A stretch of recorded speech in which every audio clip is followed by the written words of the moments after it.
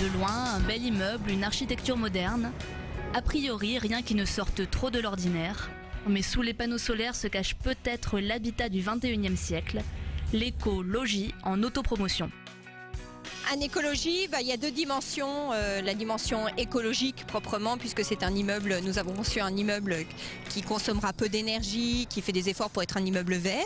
Et puis un aspect social, puisque nous sommes un groupement d'habitants et que nous avons réalisé ensemble le projet et nous l'habitons ensuite ensemble. Ce type d'habitation rencontre un franc succès outre-Rhin où on compte plus de 150 projets rien qu'à Fribourg. Ici au Neudorf à Strasbourg, ce sont 10 familles qui viennent d'emménager, séduites par l'idée d'inventer et d'habiter ensemble un bâtiment écologique. C'est un immeuble dans lequel il y a beaucoup de solidarité, dans lequel il y a beaucoup de choses qui ont été réfléchies. On n'a pas besoin d'avoir chacun, tous les objets de consommation.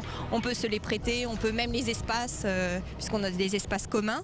Donc tout le monde n'a pas une chambre d'amis qui reste vide la plupart du temps. Nous avons une chambre d'amis commune. On n'a pas des immenses salons puisque nous avons une salle des fêtes commune.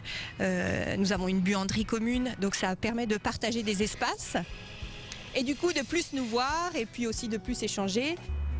Ce projet, les familles associées dans le cadre d'une société civile d'attribution y planchent depuis 2004.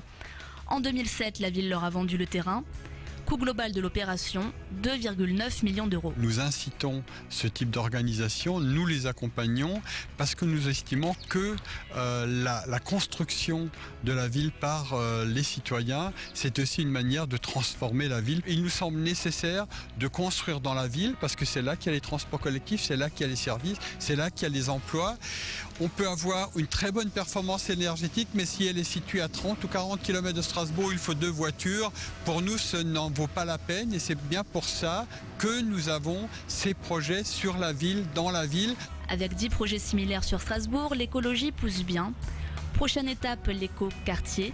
8 mois de travail sur le cahier des charges pour une quarantaine d'immeubles habitables à l'horizon 2013-2014 sur le site dit Danube. Il y a un peu plus de 500 logements, il y aura à peu près la moitié qui seront des logements sociaux, il y aura aussi une partie pour l'autopromotion.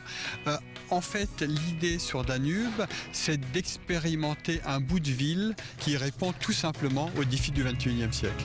Ce qu'il faut espérer, en tout cas notre objectif, c'est qu'un écoquartier comme Danube serve aussi de levier pour la transformation de toute la ville et que les performances énergétiques, que la gestion des déchets soit quelque chose qui soit mis en œuvre sur l'ensemble des quartiers de la ville et ne soit pas réservé à ceux qui pourront habiter ces quartiers-là.